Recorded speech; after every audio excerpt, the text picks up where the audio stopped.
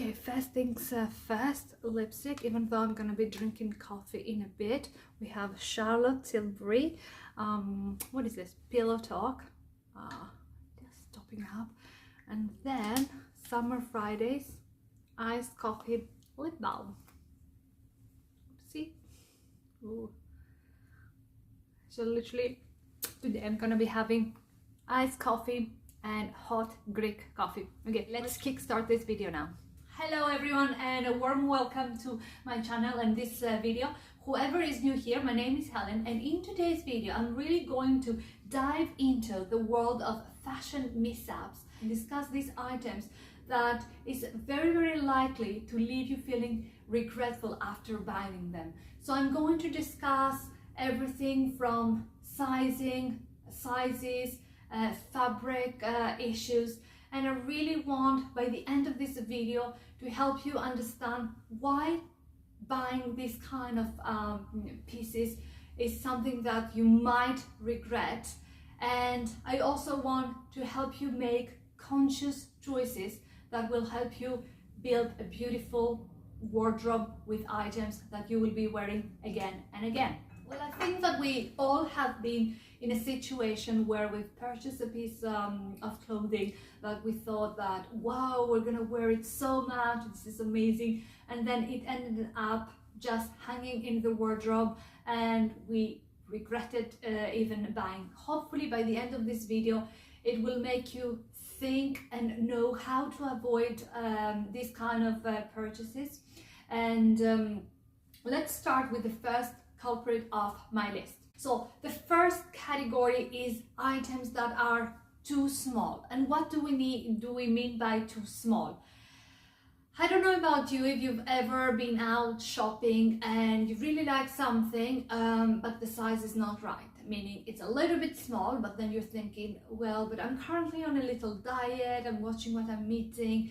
This would be perfect in, I don't know, in a couple of months time where I'll have trimmed down. So let me buy it now so as not to lose it, and I'll wear it later. In my world, this never happens.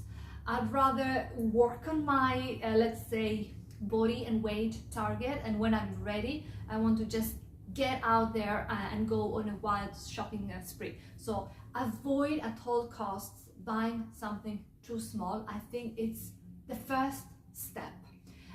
There is also the other situation where you might have a piece of clothing or more in your wardrobe that you purchased, let's say 10 years ago, and when you go on to try them on, they do not fit.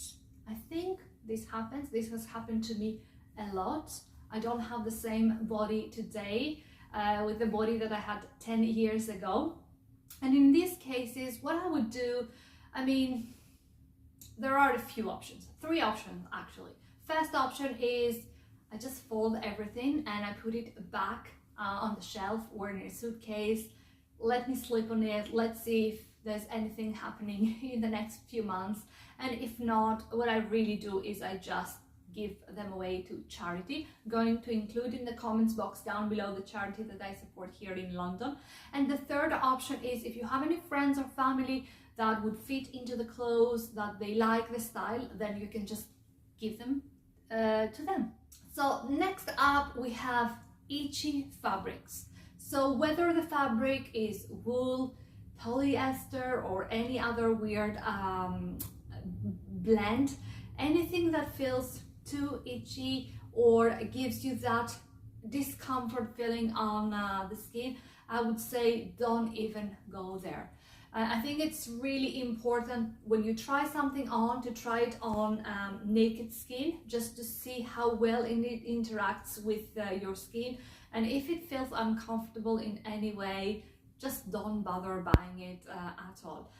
One of the itchy fabrics is mohair. I do have a few mohair, actually 2 pieces in my wardrobe, one from COS, one from H&M, but they are both kind of soft, so they do not bother me.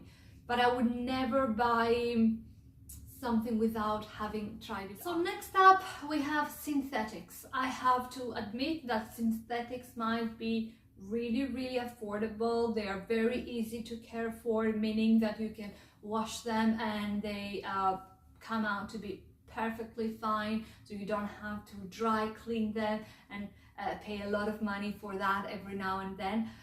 But I find these kind of fabrics really hard for the skin to breathe in. I would eliminate as much as I can synthetics from my wardrobe and just go for fabrics natural, such as cotton. There are so many cotton choices out there. There's organic cotton, even on the high street you can find cotton pieces. And then my next favorite one is linen, which is chef's kiss to my skin. It's so breathable. I mean, the circulation of everything on my body when I wear linen is perfection. And linen, I tend to keep linen in my wardrobe throughout the year. I will not be wearing any linen pieces during the winter, but with the art of layering, I wear linen in the spring and also in autumn as well. Other fabrics that I love, of course, silk. It's so luxurious to the skin and to the touch that it elevates every look and it makes me feel really, really good. And of course, for those who live in countries where it is cold or there is a proper winter, wool is amazing to the skin. And cashmere, top choice. Of course, it's a little bit pricey, but in all honesty, you don't need to have a lot of cashmere pieces in your wardrobe. Just have a couple, take good care of them, and then you are perfect. Next up in my list, I have uncomfortable underwear. If you come to think about it, underwear is really the base of your outfit. In all fairness, they do not show, but for me it is very, very important to feel good in whatever I'm wearing, no matter if it shows or does not show. I think underwear are essential for when I'm getting ready, and I'm very particular with my underwear. I love cotton pieces because I think it's the best option for your skin, and the fit really needs to be perfect. I don't like underwear that, you know, they roll up or they dig in. I mean, recently I purchased some Skims underwear. They're super light. It's as if you're not wearing them, but they just dig in your behind so much, and I feel so uncomfortable. So that was a big fat no from me for Skims. Now when it comes to bras, I have to say that I find it as a woman with a bigger bra size than your average. I find it really hard to find a really good brand where the fit, the design, everything ticks every box. I do have a favorite one. It's Simone Perel. It's a French brand, and I think their designs are amazing and they really make you feel nice from the inside. So we said cotton, of course, for underwear, and I would say for your special occasions / nights, I do love a set of silk underwear. I think, again, like Silk Items clothes, they feel so luxurious and they are super soft to skin. So another category is too many basics. What does this mean? I am in favor of a capsule wardrobe, and part of my capsule wardrobe are very specific clothing items, very specific color palette, but I think too much of something can never be a good thing. So for example, white t-shirts. This is a staple for my capsule wardrobe, but should I have, let's say, 20 white t-shirts? Is this necessary? Does it really serve any purpose? No, for me this is too much. And imagine if you open a wardrobe where you have 20 white t-shirts, 20 black t-shirts, 20 black trousers, and so on. The whole thing can feel a little bit boring. You can feel a little bit uninspired by your wardrobe, and then you just can regret what you have purchased.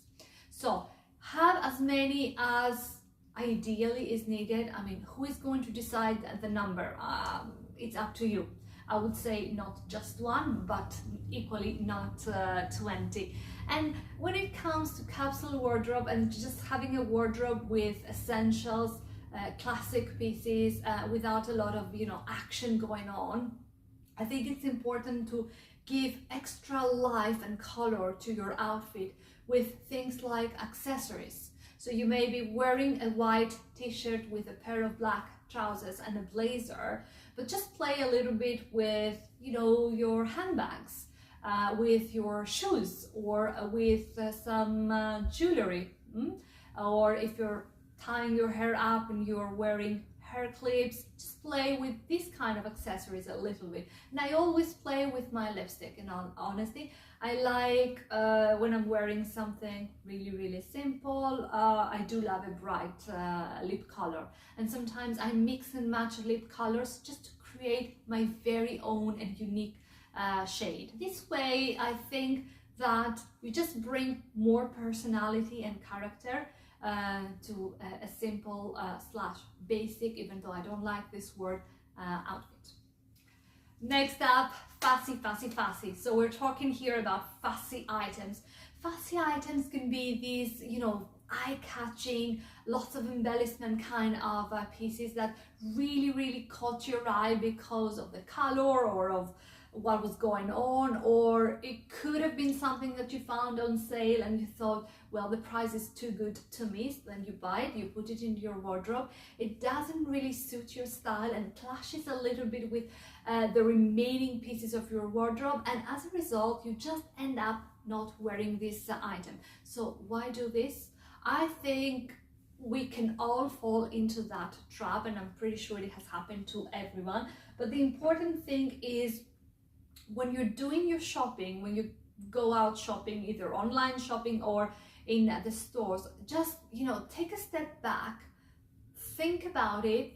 You might even want to sleep on it and then decide. I think if you take a moment to think, to see what's in your wardrobe, to redefine your style, you will not fall into the trap of fussy items.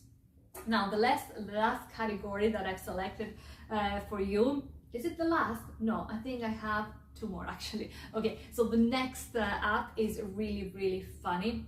It's the fantasy self items. I mean, I love this expression. So what are the fantasy shelf items? Is these items that we might end up buying thinking that we are someone that we're not really, or thinking that, I don't know, I aspire to be that person or adopt this style, which is not really my style, but I'm going to achieve it with this. Can you relate? Can you understand what I'm talking about here? So we can just, you know, flick through the pages of a magazine and we see our favorite actress or singer wearing something, and this can really, you know, inspire us, and we can say, oh, why don't I go buy that, and then I can be like that. But if this is not really our style, if our lifestyle does not you know, fall into this vibe, this is never going to work. And then you will end up with an item or more items, again, sitting in your wardrobe and not being used, not being worn, not being loved. Or you might wear them a couple of times, but that's it. I have an example to give you. So when I was shopping for my wedding shoes, I really wanted to get a pair of Manolos. Manolo Blahnik is my favorite shoe designer ever since I started watching Sex and the City. I do have quite a few pairs of Manolos that I have worn a lot, so I don't buy the shoes just to put them, you know, in the wardrobe. I do wear them, and of course I use them. I keep them for something special. It's not everyday shoes, unless they're flats or boots, for example. And I really wanted to try on the blue satin hangises, so I went to the boutique, I tried them on. I have to say that they didn't really go with the style of the dress that I had selected. But I just, I wanted to give it a little bit of thought. They were so uncomfortable. They were really squeezing my feet and my toes and everything. The heel was too high.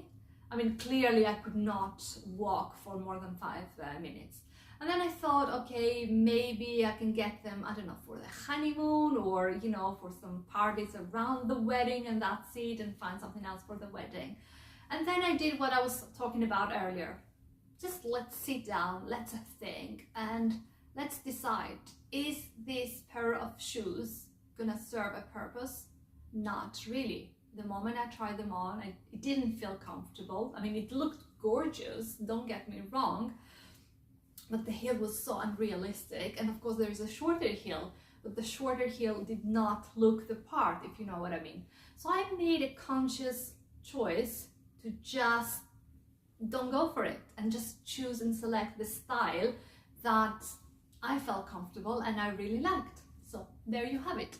And wrapping up this video with the last category of items, and these are the must-haves. So this is an expression so overused by everyone, including me. In a lot of videos I use the expression summer must-haves, spring must-haves, capsule wardrobe must-haves, and everyone listening and trying to create a wardrobe or rebuild their wardrobe can get a little bit distracted and confused. In my channel, what I want to say that when I'm talking about must-haves or anything similar, I want you all to take it with a pinch of salt. So when I'm talking about must-haves in my wardrobe, I'm talking exclusively about my wardrobe and what I feel I need and I like and I want. So when I'm saying that, oh my gosh, this heavyweight white t-shirt from COS is an absolute capsule wardrobe must-have, yes it is, but for me. So for someone else watching or listening might not be, because first they might not be wearing white t-shirts because they get dirty easily. They might be into black t-shirts, or they might not like simple plain white t-shirts. Maybe they want their t-shirts with a slight small logo here or over there or anywhere. So you know what I mean. So we're talking about must-haves, but not everyone else's style is similar to mine. Let's say I'm talking about myself. So take this kind of information that's coming your way from everywhere, again with a pinch of salt. Always get inspired. There's nothing wrong to be inspired by other people, but always ensure that you readjust this in your wardrobe with your style, with your sense of style, according to your lifestyle, according to your needs, and so on. And there you have it, my friends. Those were all the clothes that you might regret buying if you decide to buy them. But hopefully after watching this video, it will make you think a little bit. It will give you the confidence that there's no rush in buying clothes. Always take a step back, think, visualize your wardrobe, your style, your everyday activities and lifestyle, and adjust whatever you are going to buy to this kind of things. Don't fall into traps of buying what someone else is telling you to buy. Don't fall in the trap of buying something too fancy that you know deep inside that you will never end up wearing. Don't buy uncomfortable underwear. I want to highlight it again and again. I think it's really important. I think the moment you'll start wearing really comfortable and nice underwear, it will make you feel so good from within that any outfit that you will put on, it will simply make you shine. So that's it from me. Another sip of coffee. I want to really thank you for joining me in this video. I hope you enjoyed it, and if you like the content and if you haven't subscribed, please smash the subscribe button to help my channel, and I hope to see you in my next one. Ciao guys. This coffee is so good. I think now I might need a slice of banana bread. There's only one slice left, and I'm gonna rush in the kitchen to